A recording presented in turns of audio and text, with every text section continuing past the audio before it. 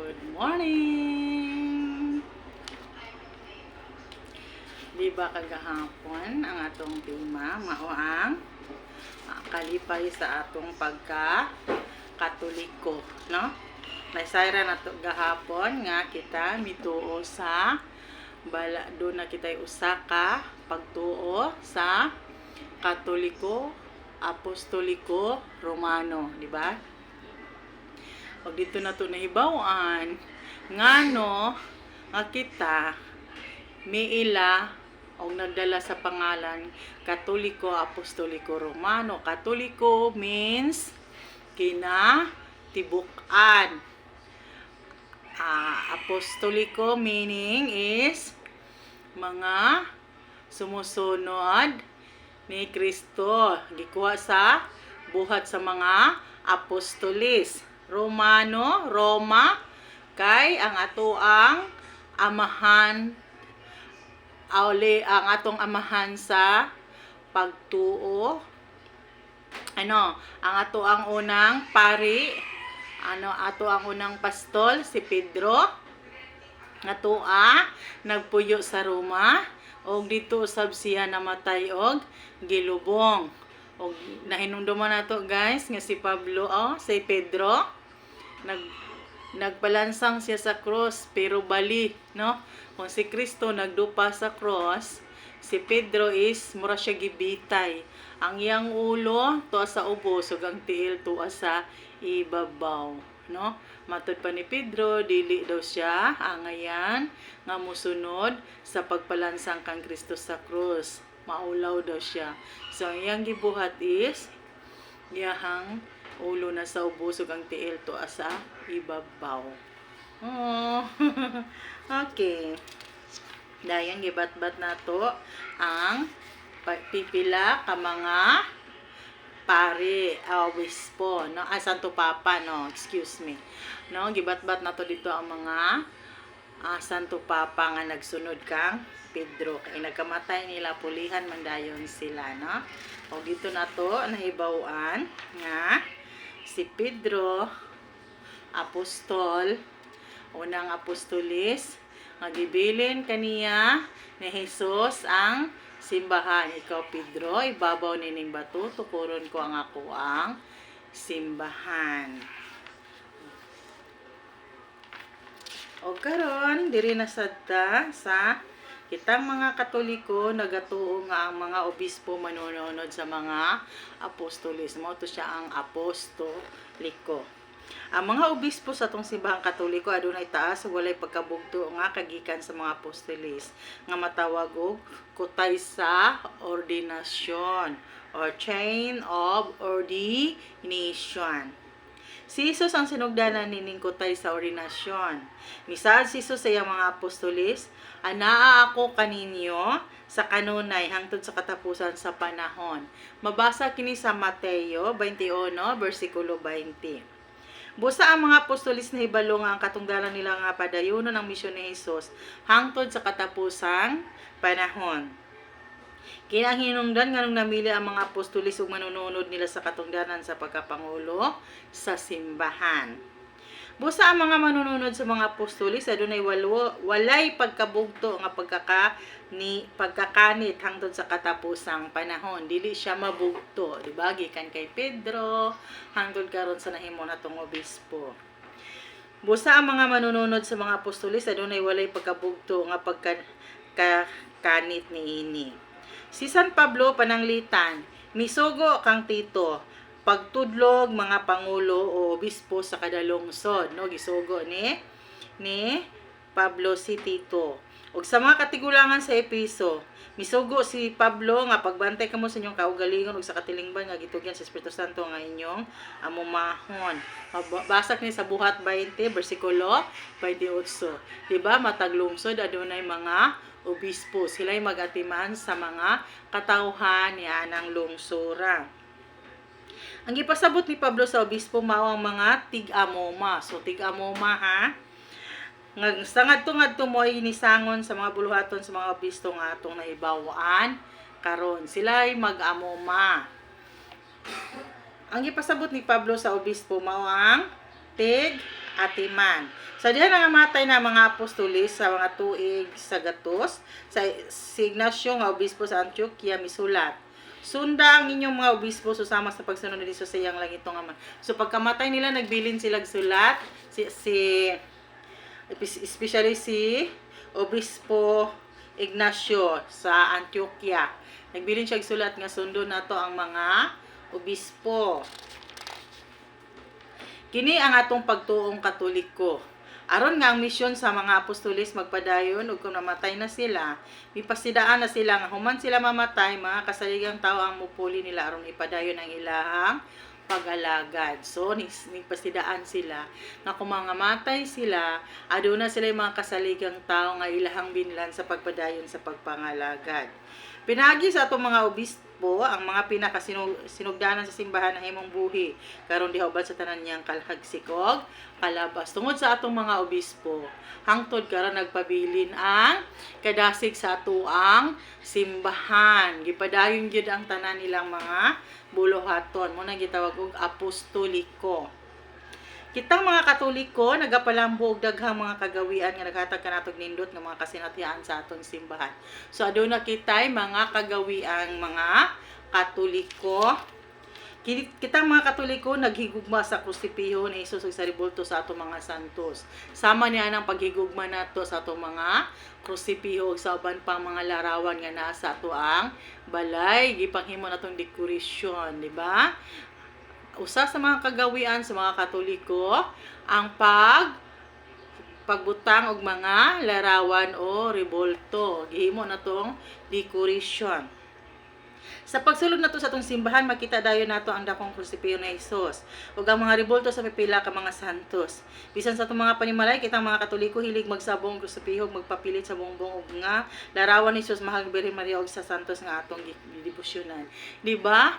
Mailhan nato kung Katoliko ba o dili kining balaya kung mosakata no. Pinagi sa iyang mga dekorasyon. Mahilig kayo ta sa pagbutang sa mga larawan labi na sa atong simbahan. Inagsulod nato unang-una atong makita mao ang larawan ni Hesus diha sa larawan sa krusipiho. Inguman ni Birhen Maria. Kay kini nagapahinumdum kanato nga kita giluwas ni Kristo pinaagi ni anang iyahang cross. Og si Birhen Maria ang atong giila nga siya ang nagpanamko ni Hesus dinhi sa kalibutan, no? Usa ka bulahan nga babayi.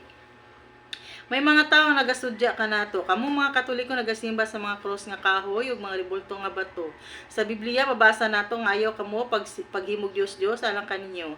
Ayaw pagbarog sa inyong yuta ug larawan o haligi nga kinulit sa bato nga inyong giyukbuan. Mabasa sa Leviticus 26 hangtod sa 26 bersikulo 1. So mo na isudya nila kanato nga kita naghimo og Dios. Matud pa, kita nagasimba sa kahoy, sa bato, nga kinulit sa tao. Apan dili kana tinuod. Kay kana mga handumanan lamang, kana mga paghandom, nga si Hesus nakiguba nato, mo yatong gisimba, nga buhi uban kanato. Ubag pagtahod ug kalumot bago nato sila. Kaming mga Katoliko, wala gyud mo yukbo sa mga kahoy o bato nga krusipiho. Ang among gisimba mo si Hesus nga buhi uban kanato hangtod sa kahangturan. Ang krusipiho nagpahinumdum lamang kanato kang Hesus nga namatay sa krus ug nagdasig kanato sa labaw pang paghigugma kaniya. Pananglitan sa atong mga panimalay. Nagbutang kitag mga larawan sa atong mga ginikanan. Kini mga larawan nagpahinumdum kanato sa atong mga minahal o kanila nga nagmahal kanato samtang sila buhi pa. Susama usab ni ana ang mga pamilyang Katoliko nagpakita og mga larawan o rebulto sa mga santos o kang Hesus o sa mahal nga Birhen Maria silang panimalo silang altar alampuanan. Wala kini mga hulugan nga ang mga rebulto nga gihinimo sa kahoy o bato mo'y atong gisimba. Ato silang giplastar tungod kinahigugma kita kanila nga mga balaang tawo, mga igsoon, mga ginikanan nato sila sa pagtuo. Nganong dili man nato ipakita ang ilang hulagway o estatwa. Sa ato pa, kita mga Katoliko nagasimba lamang sa nabanhang Hesus og anaa sa atong taliwala og sa wala nay lain pa. Ang mga krus nga kahoy nagpahinumdum lamang kanato kang Hesus nga namatay sa krus tungod sa iyang pagigugma kanato. Ang mga krus nagtukmod kanato sa pagigugma pagayod kang Hesus ug sa pagpasaan sa ato usab nga mga krus uban kaniya. Ang mga larawan sa mga santos magpahinumdum kanato sa atong mga igsuon sa pagtuo. Sama nga ang family album nagpahinumdum kanato sa atong mga ginikanan ug mga igsuon. Kitang mga Katoliko na higugma sa mga rebulto ug mga hulagway sa mga balaan tungod kay makatabang sila kanato sa pagsunod kang Kristo sama kanila. So mga giya lamang sila. Sa ato pa, mga rebulto ug mga hulagway kabahin sa mga dekorasyon sa atong mga Katolikong panimalay. Diin kita makasinati og pagdawat o pag-abi-abi sa tibuok pamilya. Ang Biblia ug mga rebulto, sa Biblia atong mabasa ang mga kahoy nga rebulto sa templo sa Jerusalem ug ang putho nga bitin nga gipakita ni Moises sa mando sa Ginoo. Mabasa kini sa unang mga hari Kapitulo 6, versikulo 23 hangtod sa 28. Kining mosunod. Sa sulod sa labing balaang dapit, dunay duha ka kiruben nga gikulit sa kahoy nga olibo. Si Haring Solomon ug ang iyang mga kauban wala magyukbo nining mga kinulit nga kahoy nga mga larawan. Apan kini nakatabang pagpahinumdum kanila sa pagkaanaa sa Dios nga gilibutan sa mga anghel. Sa samang rason, kita naghimo og mga kahoy nga cross aron matabangan kita nga mabatyagan ang presensya sa Dios sa atong taliwala. Og mga estatwa sa mga santos aron madasig kita sa pagsunod kang Kristo sama kanila. Mabasa nato sa basahon sa Numeros 21, versikulo 8 hangtod sa 9. Og miingon si Yahweh, paghimog bitin nga nagdilaab, o gibutang sa tumoy sa tukon, mabuhi ang hipaakan nga musudong niini. So nagbuhat si Moises og bitin nga tumbaga, o gibutang sa tumoy sa tukon. Kung may hipaakan, sudongon lang ang bitin nga tumbaga o mabuhi siya. So sama ni ana ang nahitabo, no? Tutukan nato si Hesus, mawala dayon ang ato ang gibati nga mga kaguol kay madasig man kita. So mausab toy nahitabo sa panahon ni Moises. Ang mga tao ni atong panahon na gipangpaak og bitin, daghan na nga sakit nga matay na nga luya. So unsa gingon sa amahan, sa gingon sa Ginoo, maghimo si Moises og bitin nga tumbaga, ibutang niya tumoy sa iyahang sungkod ug ang mututok niini maayo. So mao na siya ang basihan nato sa ato ang mga krusipiho o mga larawan o rebulto. So diha jud siya mabasa sa Numeros 21 versikulo 8 hangtod sa 9. Ang mga Israelita wala magsimba sa bitin nga tumbaga. So ang mga Israelita niadto panahon ni Moises wala nagsimba sa bitin nga tumbaga. Timaan lamang kini sa saad sa Dios nga ayuhon sila. So unsa daw? Timaan lang kini nga niingon ang Ginoo nga kung mututok sila sa bitin nga tumbaga mamaayo sila. Susama ni ini kitang mga Katoliko. Ipenumduman sa mga kahoy nga krus sa atong pagtuo kang Hesus nga ayuhon niya kita sa atong mga balatian, igitubos niya kita sa atong mga kasalanan, di ba? Kung mututok ta sa krus ni Hesus, bation nato nga kita wala mag-ino sara. Bation nato siya nakig-uban kanato. Kung unsay ato mga balatian, unsay ato mga pag-antos, bation nato nga adunay hamugaway, adunay kaayuhan kung makita nato si Jesus diha sa ato ang kinabuhi, ang iyahang presensya. Ang mga eskultor o mga dibuhista sa lain-laing kultura nagpadayag silang pagtuo pinagi sa ilang mga ginama. Adunay mga Aprikano nga dibuhista o eskultura nga naglarawan kang Hesus nga usa ka Aprikano, no? Depende sa lugar. Ang mga Asyano gidibuhong taga-Asya si Jesus, no. Og sa Europa, gihimong i-Europanhon si Jesus. Kung asa siya nga lugar, mausab ang paglarawan kaniya. Nganong ingon ani man, pinaagi niini ang mga dibuhista nagpadayag. Nagato ako nga gihigugman ni Jesus ang tanang kanasuran ng mga tribo, di ba? Lokop sa kinatibukan mo ng Katoliko, kinatibukan, tibuok kultura, tibuok kalibutan. No, mo na gitawag og Katoliko. Asya o Europa, nakasabot siya nato, giisip niya nga siya usa nato ang iyang kinabi ato usab. Kung unsay atong tribo, unsay atong kaliwat, unsay ato ang kultura, unsay ato ang unsa pa kanang asa ta nga lugar, Africa, Asia, no? Nakig-uban siya kanato, wala siya gipili sa usa siya kinatibukan, no? Mo na gitawag og Katoliko. Kung gilarawan sa mga dibuhista ang mahal nga berhen nga Afrikana o Asyana o Europanhon, sila usab nagpadayag pinagi silang ginama nga si Maria inahan sa ng kaliwatan, sama siya kanaton, higugma siya kanaton. Susama usab ni ana si Berhen Maria. Munang moingon ta nga si Berhen Maria nagadayay ang pangalan, depende sa lugar nga iha, depende sa lugar kung asa siya gi ilao gito o ha, no? Nagpadayag kana sa mga dapit, diba? Sa mga milagrosong dapit diin gituhan sa iyahang mga katawhan. Diba diha panahon sa Bernie Santo, ato masinati si Jesus diha sa cross, na? Adonai pagsimba sa cross sa dakong pagsalamat o pagmahal kaniya sa Bernie Santo. Atong gihinumduman ang kamatayon ni Jesus sa cross. Nining adlaw kita mga Katoliko maampuon nga nagpasidungog sa cross ug ang pamaagi mao kini. Ang usa ka dakong krusipiho giputos og moradong panapton. Pagsulod sa pari sa simbahan padulong sa altar ipataas niya ang krusipiho. Makatulong kantahon sa pari, samtang gitangtang niya ang panapton nga ang musunod. Kini mao ang cross, dinhe gitubos ni Kristo ang kalibutan. Ang mga manimba muluhod og mutubag. Dale kamo, simbahon ta ang Ginoo. Kung matangtang ng tibok panapton, ang matag usa sa mga manimba mudol sa krus ug muyokbo og muhalok niini.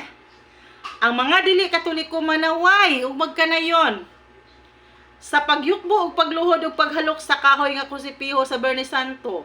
Gisimba ninyo ang cross nga kahoy. Umoday na ilang sudya sa tuwa. Apan sa uban sa kalumo ug pagtahod mutubag kita niini. Kaming mga Katoliko, dili gayod mo simba sa cross nga kahoy o bato. Ang among gisimba mo si Jesus nga kanunay buhi hangtod sa katapusan sa panahon. Busa wala kami mukanta og simbahon nato ang krusipiho kundi ato kining simbahon. Ang gipasabot nga si Kristo nga niya sa taliwala nato moy atong gisimba. Ang krusipiho nagpahinumdum kanato sa dakong gugma ni Hesus alang sa tanang tawo. Busa gidawat niya ang kamatayon sa cross. Makatandog kini sa tong balatian o kaisipan tungod kay si Hesus anaa sulod sa atong mga kasing-kasing o huna-huna. Mangluhod kita og mosimba kaniya og dili pa sa patay nga kahoy nga gihimong cross matod pa. Atong huna-hunaon ang mga hitabo sa atong kinabuhi sa adlaw-adlaw. Pananglitan, ang esposa muhalok sa larawan siyang esposo nga namatay sa aksidente. Wala niya higugma ang papel diin gipatik ang larawan siyang esposo. Ang larawan makatabang lamang siyang paghinumdom siyang esposo nga maoy buot niyang hagkan og mahalon. Sumao na ang mga larawan, mga rebulto nagpahinumdom. Nganong gibutang man sa krus ang usa ka lawas nga gisakit. Sa gatusang mga katuigan, sukad sa pagkamatay ni Hesus, gipasidunggan sa mga Kristiyano ang krus nga walay hulagway ni Hesus. Usahay ang krus gidendayanan og mga mahalong alahas. Gipasabot niini ang pagkabanaw ni Hesus ug ang iyang pagpabiling buhi gikan sa iyang kamatayon. apan miabot ang ginganlag itom nga kamatayon. Usa ka mapintas nga sakit.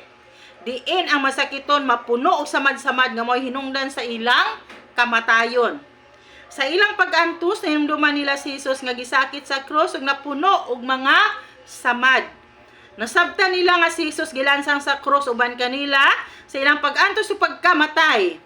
Kini ang hinungdan nga naghimo sila kahoy nga krus ug gilakip nila ang larawan ni Jesus nga nag-antos sama kanila. Unsa daw?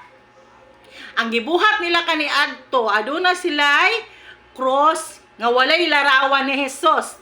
Gibulitan nila mga alahas. So unsay nahitabo? Niabot ang delikado nga sakit nga naghatag nila kamatayon. Itom nga kamatayon katong mga samad sila hangtod mamatay katong gitawag nilag sangla. Tungod atong hitabuan nakaunahuna sila nga ang krus nga ilang gilarawan butangan nila sa hitsura o larawan ni Jesus. Og mao kadtoy hinungdan nga sila nakabaton og kadasig og hinungdan nga sila na nga gilakip nilang larawan ni Jesus aron mamaayo sila at una sila'y mga pagtuo. Okay, dito na lang ko tab ang atong tema. So ingon ana kabilihon nato mga Katoliko ang ato ang mga kagawian. Daghan kayong salamat. Malipayon membro sa simbahang Katoliko, Apostoliko, Romano. Daghang salamat.